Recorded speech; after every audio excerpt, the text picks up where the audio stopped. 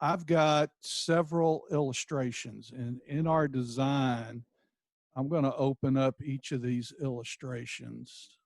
And it's kind of interesting. We have changed the formatting in some of our annual statements. So I'm going to go ahead and start with one here. Let me see if I can find. Here we go. Okay, I'm opening up the screen. Can y'all see? I've got a sample here. Yes. Uh, and we're just this. Now I'm going to tell you, we're going to look at our design has changed.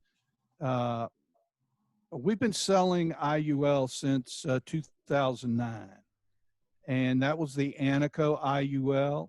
Those annual statements have one design. Then we came out with our signature IUL. We're looking at the design when that product came out. It's what we're looking at now. And then this has been updated. So we're going to go see an updated one. And then our signature performance will have our updated one. So take that, Wayne. Can you take that up, maximize that a little bit? Yeah. Let me try to get rid of some of these things here. Dave Senior's eyes aren't near like they used to be. I understand. So I'm going to, how's that?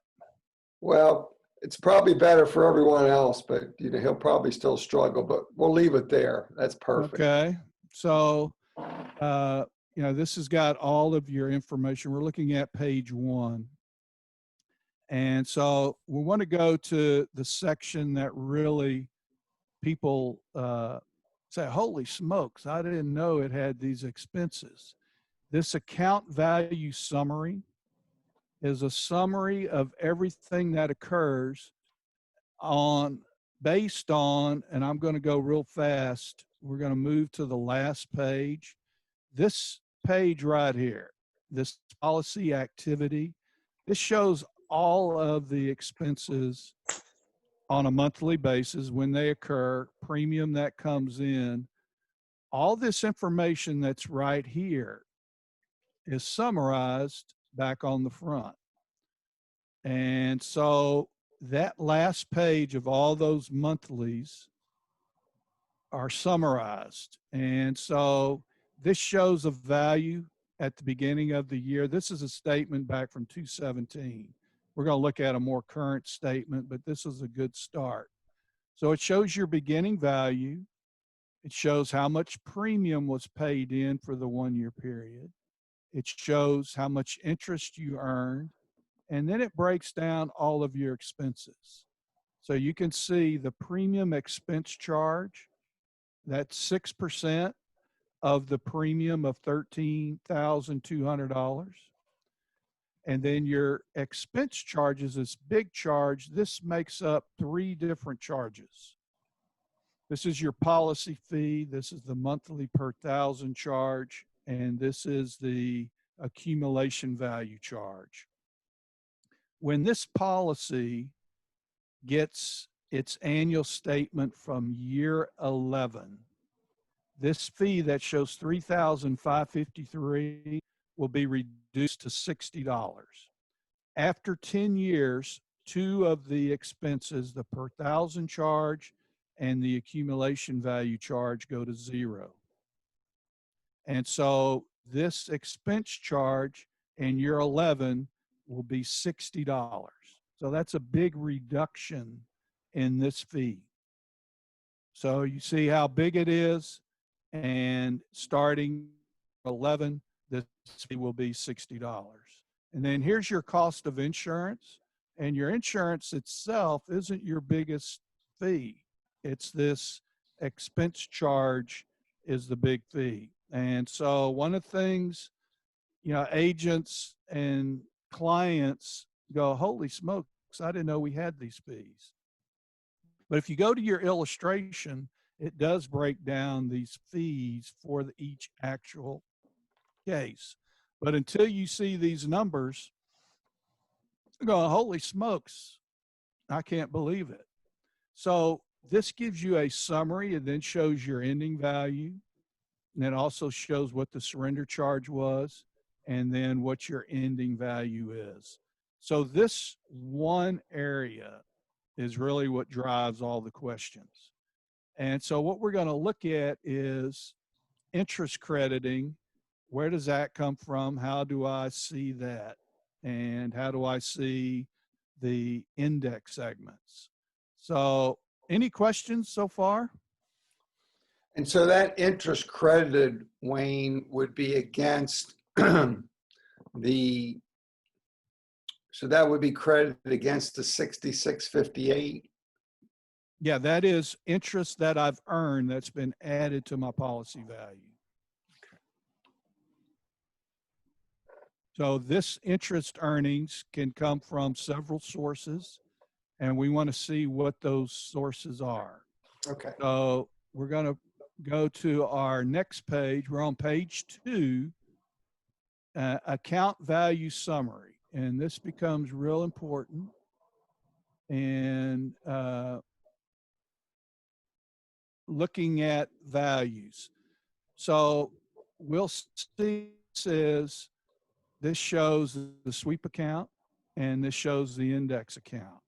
So this policy, let me go back, was issued in 2015. So this is our Anaco Index UL. This is our first version of IUL. So if you don't have any IUL sales under this product, you're not going to see this format. So I just wanted to point that out. So I'm going to go back, and we have a sweep account. This is where all of the insurance processing occurs. And then we have our index account. So we're going to just kind of walk through what's occurred in this policy. This sweep account becomes real important. Some of our interest earning coming from the sweep account. So our beginning value in the sweep account is 520804. And we receive premium that comes into the sweep account. And then we had $7,713 transferred to our index account from the sweep account during this 1-year period. And we're going to look at each of these transfers, how they occurred. And then here's your total insurance cost. All of the insurance costs are coming out of the value that's in the sweep account. And then here's the interest you earned in the sweep account. I think in this illustration, we're paying 4% on money in the sweep account. So this $190 is interest earnings coming from the sweep account. And then it shows our ending value. So one of the things I need to point out, over the life of this policy, however how long it lasts, there will always be money in the sweep account. The sweep account is like a regular universal life policy. This is where your premium comes in. This is where the expenses are taken out. This is where any excess is transferred out to the index segments. And so this 7,713, that got moved out to our index account. And so this shows our beginning value in the index account. It shows what has been added to the index account, and then it shows my interest earnings from the index account, and then it shows my ending value. So over time, every year, you're going to get more and more money is going to be building in this index account. So each year, the value in your index account is going to get bigger, where your sweep account's going to stay pretty standardized in its values because we have to maintain a value to cover these costs. So you'll notice our ending value shows $5,568.90. We know that you will cover these costs for the next year. So if I got no more premium, let's say I stop paying premium, I still have value here to pay these costs. And so what's going to happen in the future if I stop paying premium and my value starts getting smaller, money from the index account will eventually be moved over to the sweep account to cover these charges.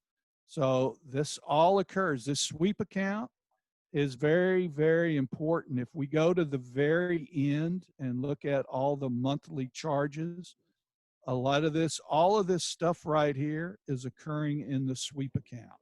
We go and add everything up here. It's going to give us these totals. It's going to add up to these numbers right here.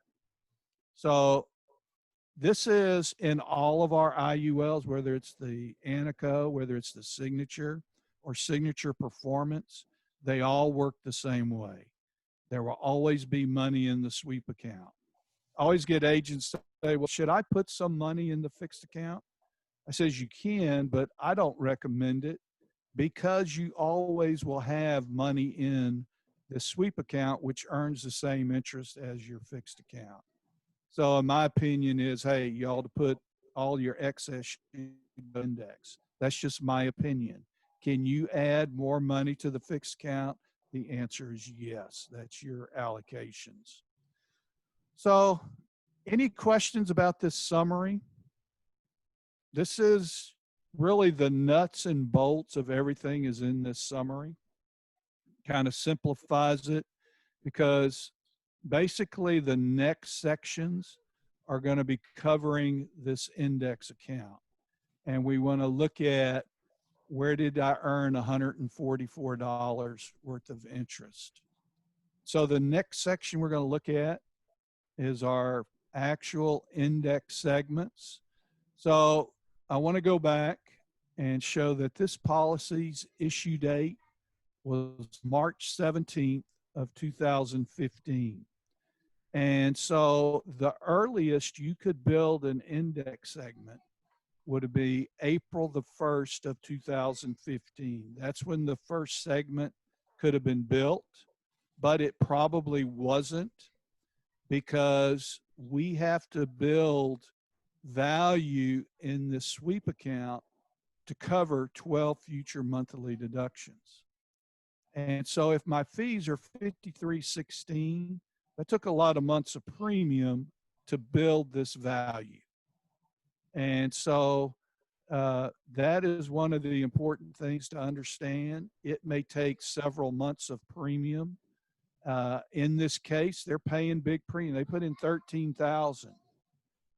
So we're putting in, you know, a lot of premium per month. If we go and look at the last page, we're getting $1,100 a month in premium is coming in. So at $1,100 a month, it took me 5, 6, 7 months to build my sweep account value to cover these expenses. So I want to look at these index segments. Now, this is actually a signature IUL because it tells me what index strategies they picked. They picked the cap with a 1.5% floor is the index strategy that's in this policy. And I'm looking at it, and just to verify, that is the only index segment. So they've picked 100%, went to the cap with a 1.5% floor. So what this strategy means is that the lowest interest I could earn is 1.5%. I will tell you this is not a common index strategy. Most are in the cap with zero floor. So this shows how much money went into the index strategy when they started. So this first strategy was built January 1st of 2015. So it was many months down the road before we built our first index strategy. And then you can see the amount of money that went into those strategies. So in this statement, we do see that this indexed index segments, we had 3 of them mature during this policy year. And you'll see what the interest rate returns were for these maturities. And so this $144.80 of interest has come from these three index strategies that matured. And so we're going to look at the next segment. Nope, went too far. It shows the beginning index value and the ending value of the three matured index segments. It shows our caps, and then it shows the floors. And so in these cases, this information right here shows how much the index increased. Now, in this first one, it increased 9.54%. Because the cap is 10, these other 2 years, the S&P may have performed at a higher amount, but there was a cap of 10 at that time. So that's how your interest is credited. So in this first segment, we had $51.06. At the end of the 1 year period, the interest was added and it earned like $4.87 of interest was the 9.54. So that's how you can look at your interest earnings under this index segments. And so it shows all the segments. It shows their starting, and when the segment matures, it will have an ending date. So over time, your annual statements is going to show a 2-year history. And so we're going to look at some other annual statements that show the 2 years that are older policies that have more information. Hey, Wayne, Yeah. why did it stop after the 3 months? Why was Okay, there so no interest paid? this policy, we got to look at this is an annual report from 3/17 of 2016 to 3/17 of 2017. So it's only looking at information for this 1 year period.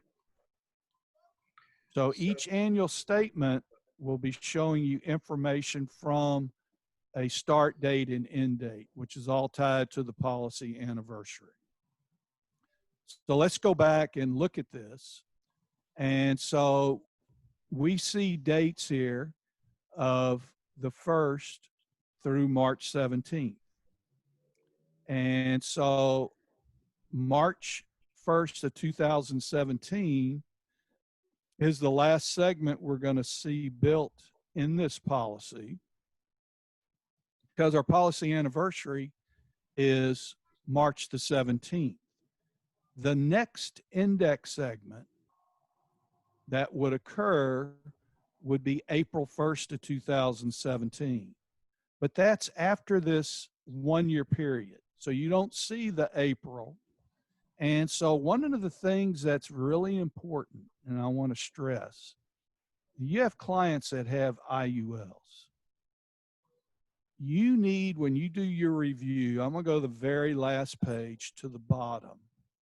And this is real important, and I highly recommend that you get with your client and help them set up their life insurance account that they can have under AmericanNational.com, our public website.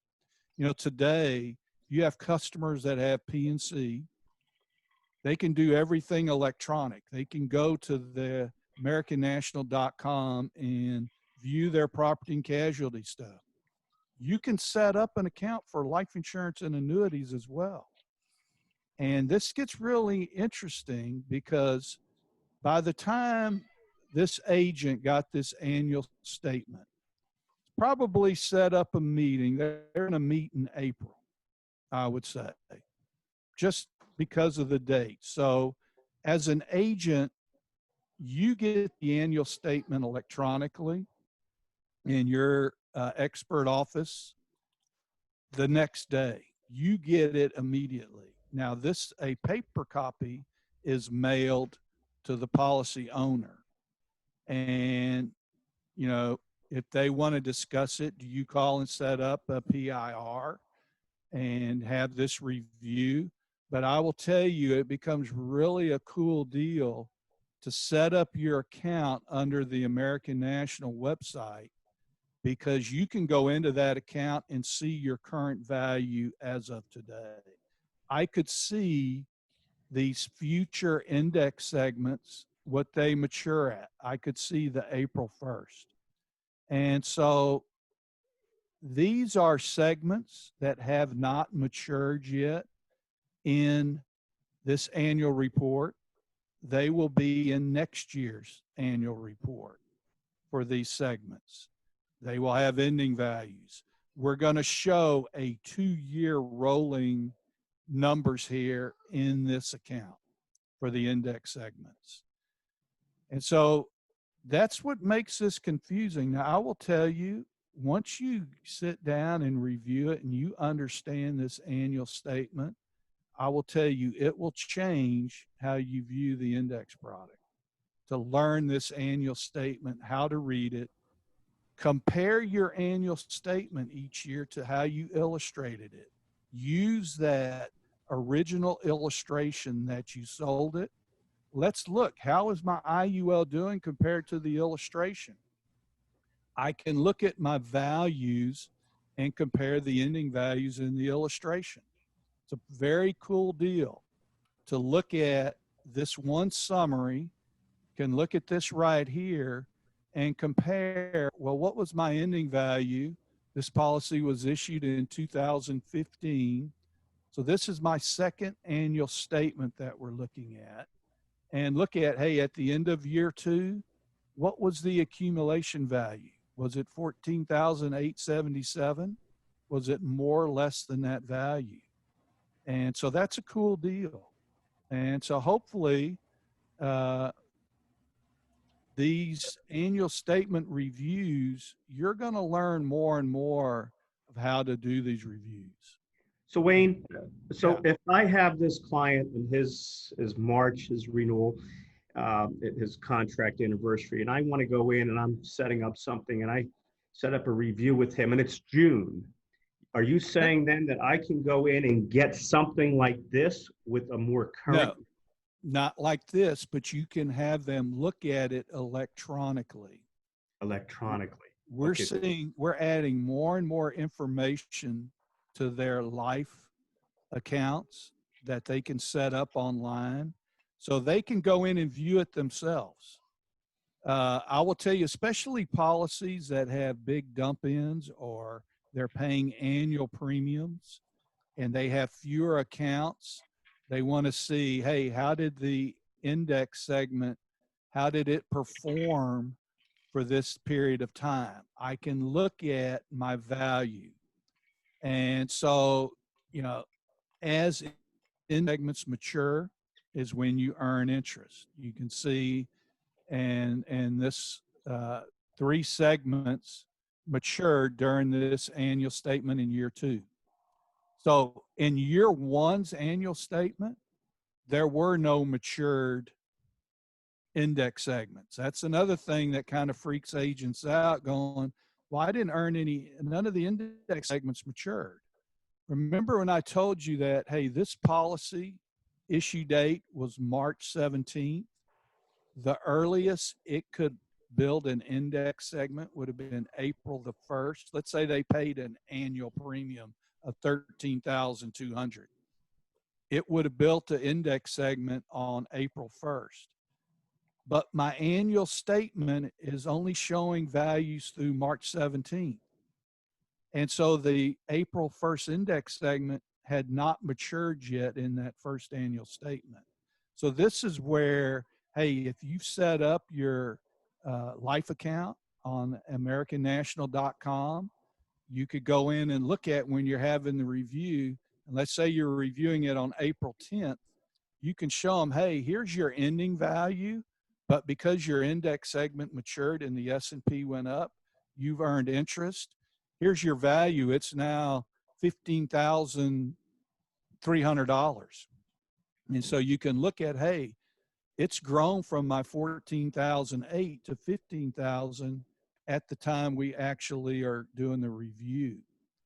And so, you know, you can get that information as well in your in-force, but showing your client how to look at their life policy values is a pretty neat deal, because one of the things this will do, you have clients that call you all the time asking you questions. If you show them this account where they can go in and look at it themselves, may reduce the amount of you get, because your client says, hey, I can see this, I got it. It's a cool deal. So you can set up any life policy or annuity policy under that account. Did that help? So, so I guess technically every time money goes into the index account, it makes a new point to point. Correct. So if you're paying a monthly premium, which in this case is, remember they're paying $1,100. And so when we go back, we can see what excess was coming out of the sweep account. And that excess is what's being built in this value. Now, over time, these numbers will have more excess added to it, will have interest added to it. So every year you want, these numbers need to get bigger. The dollar amounts are going to get bigger in these index segments. That's the power of my interest earnings. Look at this. Here I earned 10% on $700 in this segment in February. After it matured and more money was added, that value is now $1,443. If I earn 10% on $1,400, I'm earning more interest than I did at 10% on the 700. So understand each year as I'm paying premium, these account segments, the values get bigger and bigger. Earning 10% interest on $10,000 is a lot different than earning 10% on $51. So you see the power of compound interest in these IULs. So That's Wayne, we're looking at. I started a client in one last April. It was a 1035 exchange. He put money in monthly. And then finally, in late June of 2019, the rollover happened and the big amount of money came in. So, and we just went over his, his report and we couldn't find it in there and why there was no credit. So what you're saying is that credit actually, if it was received on June 25th of 19, it's going to go into the segment for July 1st of 19. Correct. Would actually then show up on this report that you're saying that if we went into on July 1st of 2020, it would have shown what he got. Gotcha. Okay, great. So again, we're adding more and more information on the IULs in the account on AmericanNational.com.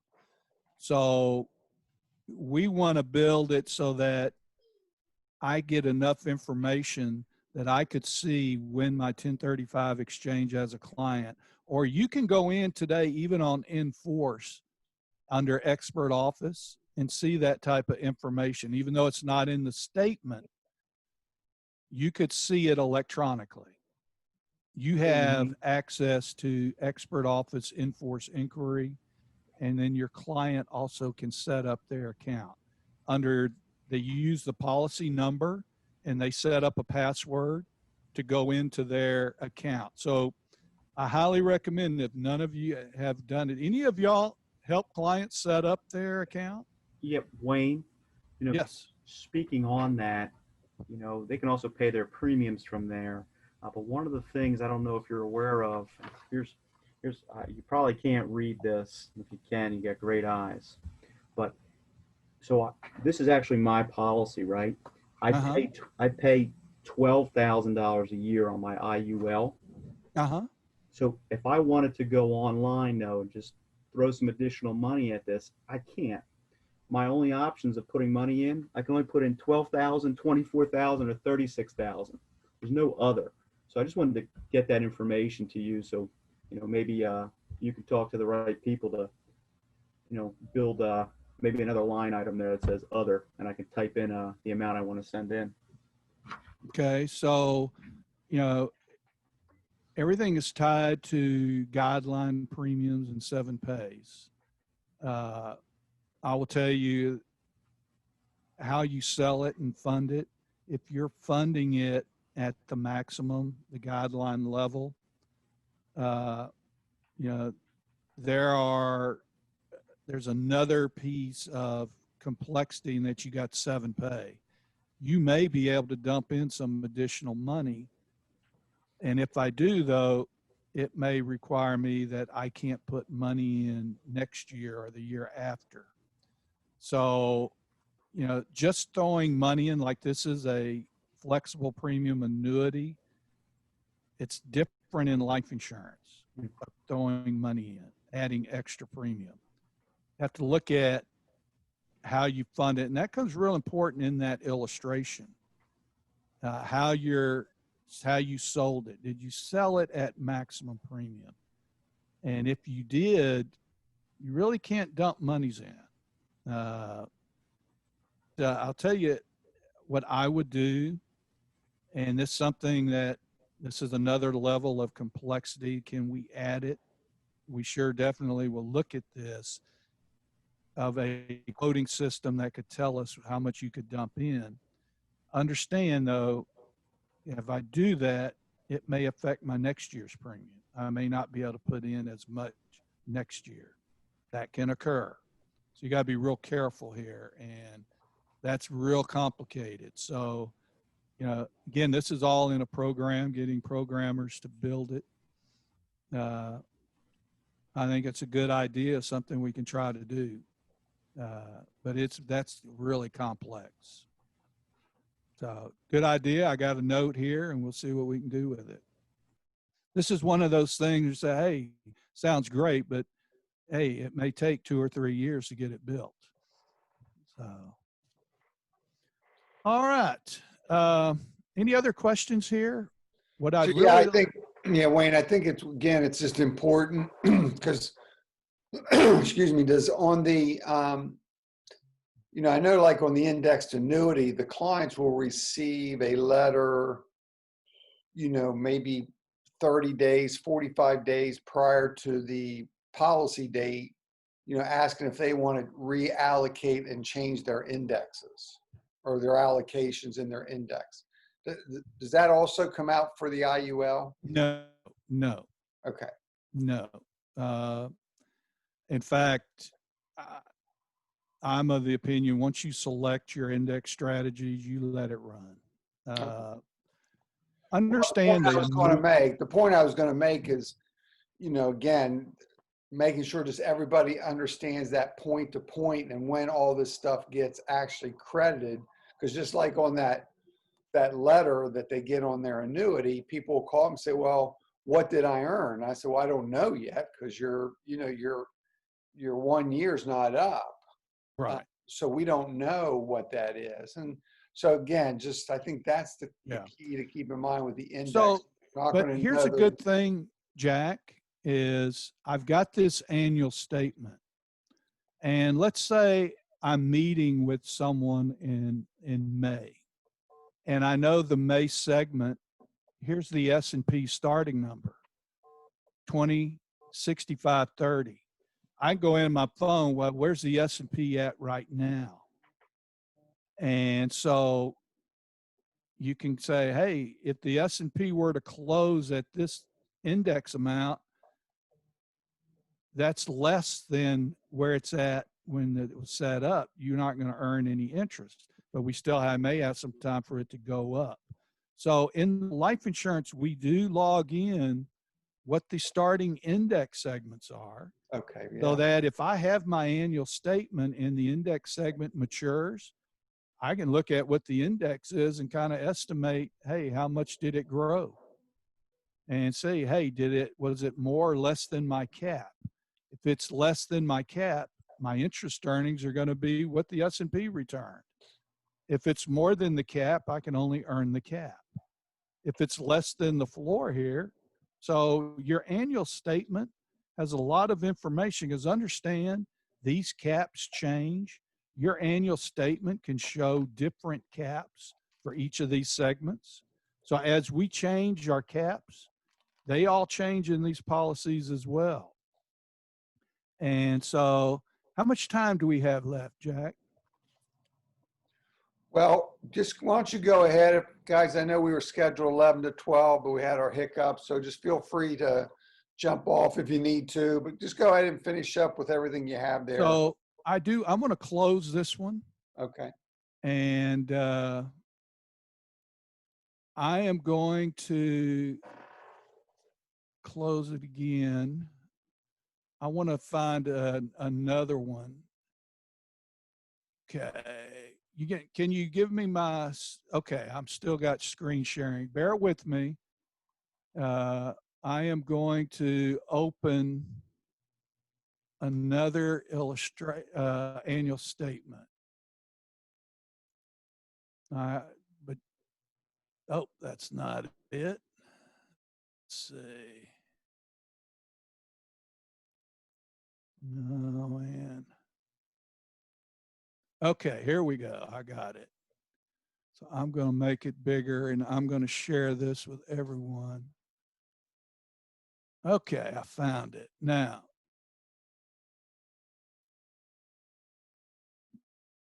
here we go. Just a minute. I'm trying to get good at this. Okay. Now, let me ask this question. Can you see an Index Universal Life Annual? Yes. Okay. This is our new format. Notice its print's even bigger. And so it's got similar information. This is a case that was issued in 2018. So this is another signature IUL. Tells what their premiums are and their frequency. We've added some information. We moved from, that information that was on the very last page. We've actually added some up front so you can see it. And here's the same information about your beginning value and ending value. And we've also put in so you can clearly see, hey, this is values based on these reporting times. This is July 22nd, 2019 to July 22nd of 2020. So this is a newer version of our annual statement. So all signature IUL annual statements will be looking like this when you get their next reports. And so here's a little difference. We've got some of these strategies. There's some columns listed here.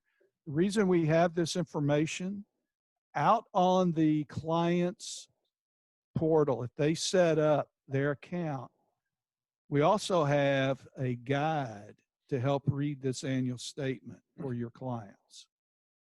There is an annual statement review guide they could open up and read to help them with some of this. It can help you as well as an agent. Again, looking at these values and how this was built. You see your sweep account information. You see the index account information. And it's got our premium allocations. And in this case, they're putting 100% in the cap with a floor.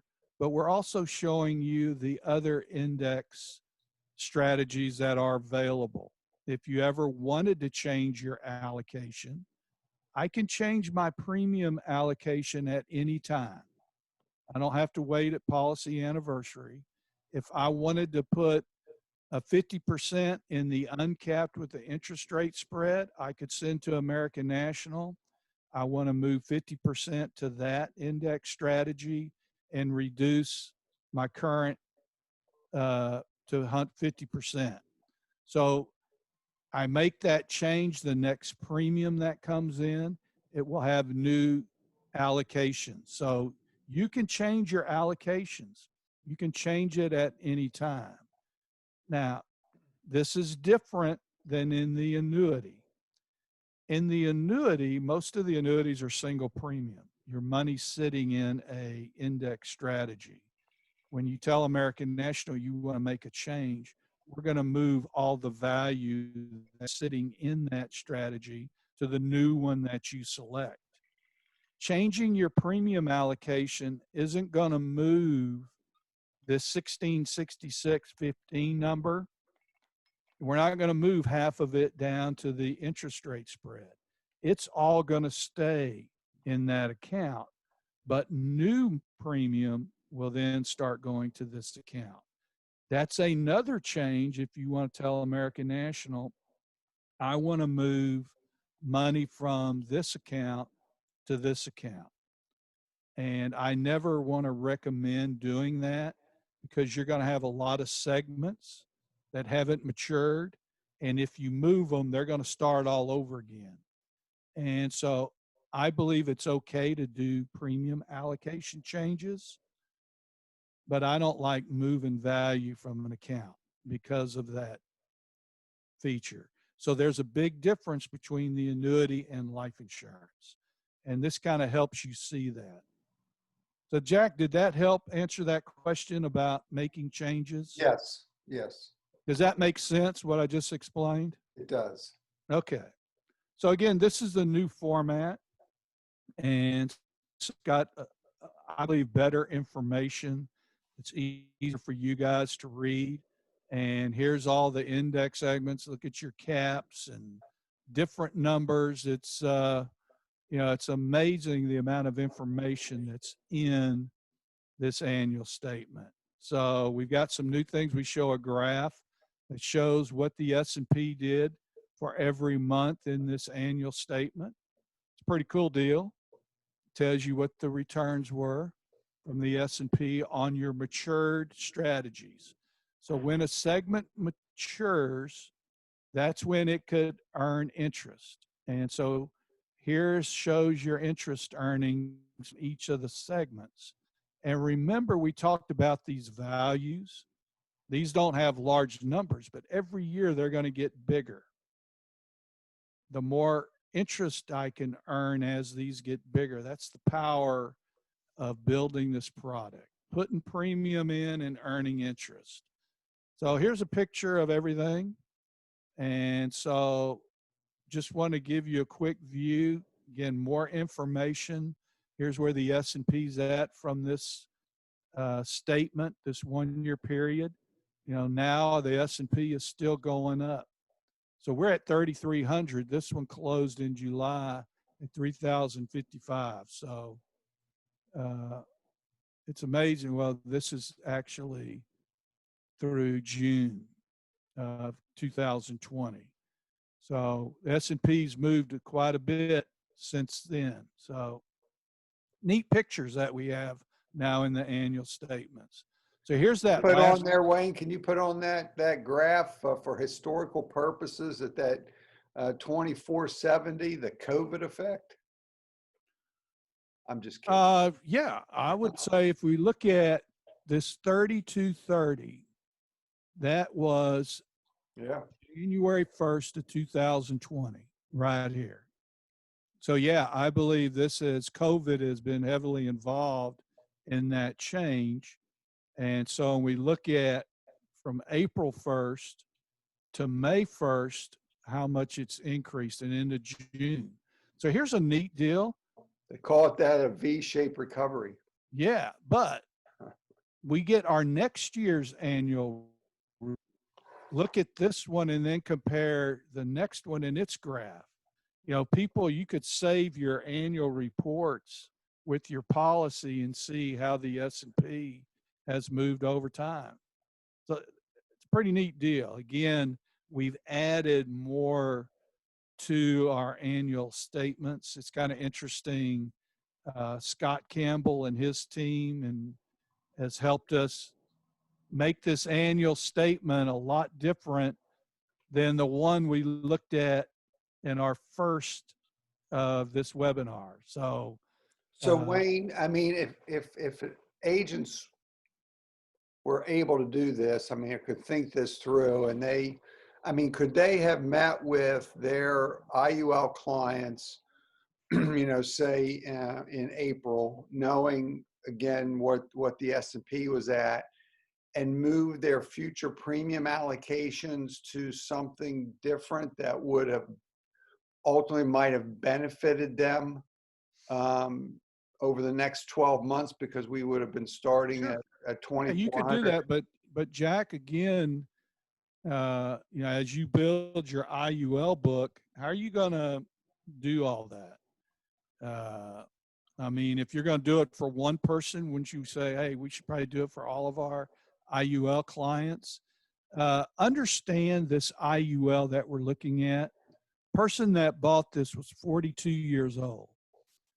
We're looking at this over the life of their lifetime, their lifetimes here. Just looking at, a 2-month change in this S&P, understand we use what's called annual reset. So what that means is that where the S&P closes, that's where I start my next segment. So think of this April 1st of 2020 that closed at 2470. That's actually the starting point for my index segment dated April 1st. To me, that's a good thing. We're at 3,300 right now.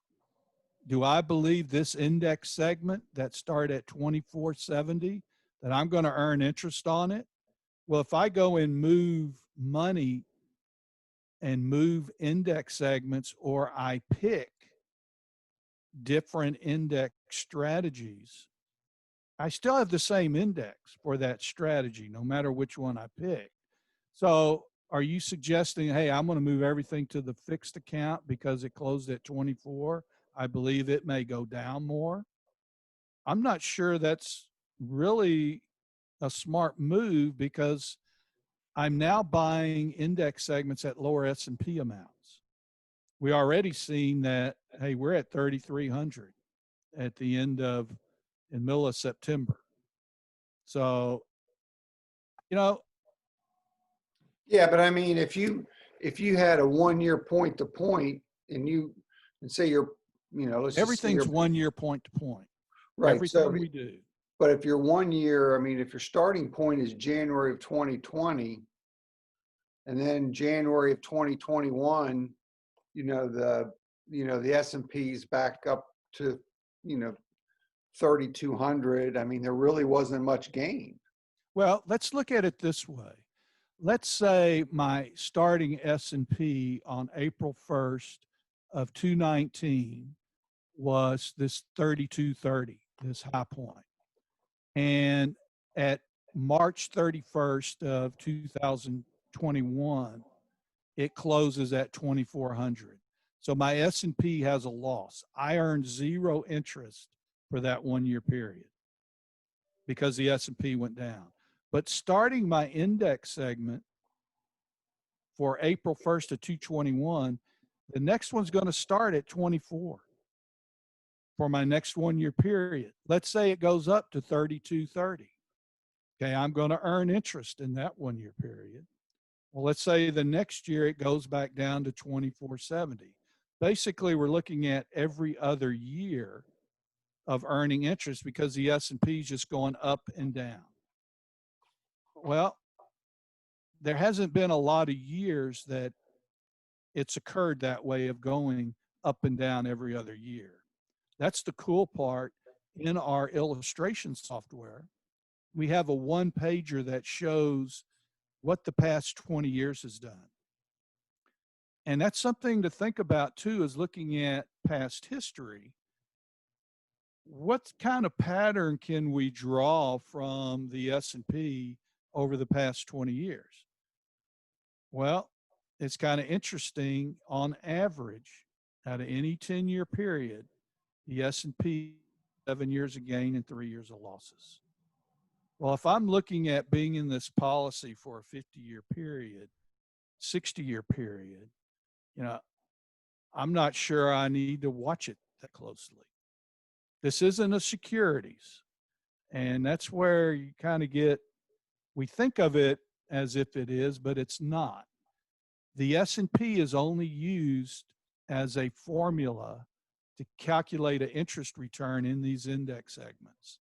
That's what this is. It's a formula in these different segments. That's what this is all kind of formula. Look at this. We've got A, B minus C equals D. I mean, that's mathematical formulas. That's all we're looking at with the S&P, not as an investment. So if you look at this, it could worry you to death. But anyway, that's just my opinion, Jack. So, No, I get it. I get it. No, you're right. so hopefully this helps. I believe we've improved our annual statement tremendously from over what we looked at the beginning of this session to where it's at today. So this statement that we're looking at now, I think without a doubt is, is just a much easier. For the signature IUL, Right. and for our new signature performance, this is the format. If you have any in-force of the Anico Anico IUL, that one has not been updated. It's still the old format. And that's the one we looked at the first time. Well, no, what we looked at was a signature IUL. So that was what the signature IUL annual statement looked like. And that's what our Anico looks like, the same thing, that format. What I'm saying is all signature IULs, when they come up on their anniversary, they're getting the new format. Oh, okay. Gotcha. The signature performance IUL will get this format as its annual statement. So I Gotcha. wanted to go through to show you the differences between the two, because you may still have some of the old Anico IULs that are in force and they're still getting that old format. I think it's Really what the two formats are. That's why I went through it the way I did. Yeah. Yeah. I think it's really important to note that, like, because when people are getting their first year summary, they haven't had any matured strategies yet, so they're not getting any index crediting. I think that is correct. That scared me when I looked at mine. I said, "Wait a second, how's this possible?" No, well, and understand your illustration. Yeah, yeah. The Absolutely. illustrations, right? But the illustration actually shows at the end of the first year of index interest earnings. So your first year in that illustration is not a good number, because you can never earn index interest in the first year, yet our illustration does show it. So really your best value begins at the end of year 2 in your illustration. That's a better picture. So the odds are your value in your illustration will be greater than your first annual statement value. But starting in year 2, there's more of a correlation. So there was a question that came up in the chat, Wayne. It said, so paying an annual premium is better than paying a monthly premium? I agree. I would say yes. Most people, though, can't afford it. Here's your index account quicker. That's correct. So I can earn interest quicker. Now, some agents say, well, I like the monthly. So once I have all my monthly indexes set up, I know that then every month I'm having an index mature, I could start earning interest monthly. But I believe the annual, if you got people willing to pay annual, go for it. Now, I need to you got to be very careful as to when they pay premiums, especially on a max funded IUL. This is a policy that you want to tell your owner, says you're paying an annual premium. We're max funding this. You cannot send that payment in until we get to year 2. You can't pay it before we hit the policy anniversary, because those two premiums, that initial and that second, could cause my policy to become a modified endowment. You got to be very careful in paying annual premiums. Wayne, are you guys doing anything on your side to help monitor that as well? Well, if we get a premium that comes in early and it makes it a modified endowment, it generates a letter that your policy is now a modified endowment. You get a copy of it and you get it in your expert report, office reports. And the good news is you can go back and we can fix it. So there is a downside of that annual premium. Now, some agents, kind of interesting, the first year they set up and pay the annual premium. And then starting in the first month of year 2, they set up it monthly. But it allowed me to build that index segment up. But I have no problems with annual premiums. It's just you got to be very careful in explaining to your owner when to pay that next premium. They get the annual, we send the billing out 30 days in advance. There are people that pay their premiums as soon as they get their bill. That can be a problem in a max funded IUL, which is how we should be selling it. So you really got to coach your clients. I like annual. Hey, you get paid all your commissions, you get all your production credit, all that all up front as compared to monthly. So I'm a big fan of annual, but again, you got to really coach your clients. Any other questions for Wayne before we end our? I'm Jack. I'm Wayne. I'm curious now. So, just so I understand, so somebody who's paying annual, the following year they don't pay it until the date that they started the policy. Yes. Not the day before or the day after. So like in this policy shows an issue date of July 22nd. Say I paid an annual premium on July when the policy is issued. We pay the annual premium. In June 22nd of 2019, we would send out the annual billing. And we got to coach them and say, okay, you cannot pay this. You're going to write it down for them. You're going to circle it. We're not going to pay our next premium until July 22nd of the next year. You're always going to pay it on the 22nd. You're going to write your check on the July 22nd and send it in. This is a policy that, hey, it doesn't hurt your policy for us to get premiums on, in this case, we write it July 22nd. We may not get it till July 31st. That's okay. This is a policy that you're okay by paying it this way. Now, we're talking SGUL or whole life. Those are different type sales compared to this IUL. Now, if you're not max funding it and 2 annual premiums is less than your 7 pay, then you don't have a problem. You need to know what your 7 pay is. And if I'm doing an option A, the odds are 2 annual premiums may be less than the 7 pay. So I could pay it early. It's not going to hurt me. And then once I get past 7 years, that 7 pays over anyway. When I get to year 8. Hey, Wayne. Yeah, you got to be careful.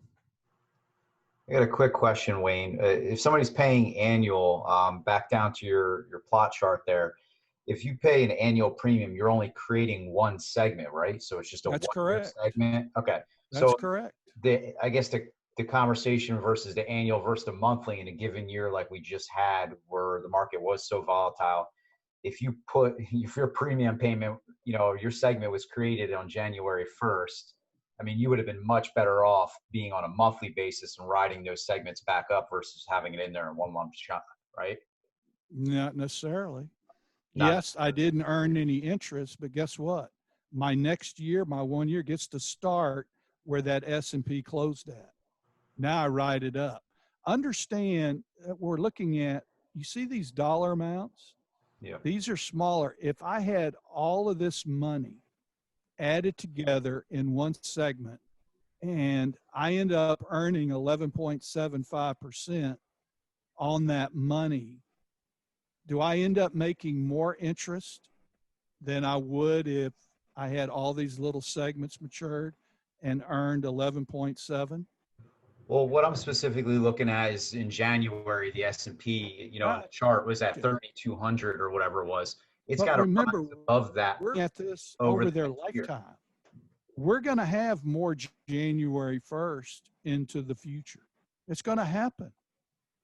the market's going to go down. That's where that 20-year look back in the illustration. And I would keep that one page with me at all times, even when I go do reviews on an enforced policy and look at past history. You know, we don't know what the future is going to do, but we do know the S&P is going to move. The S&P really needs to move for you to earn interest.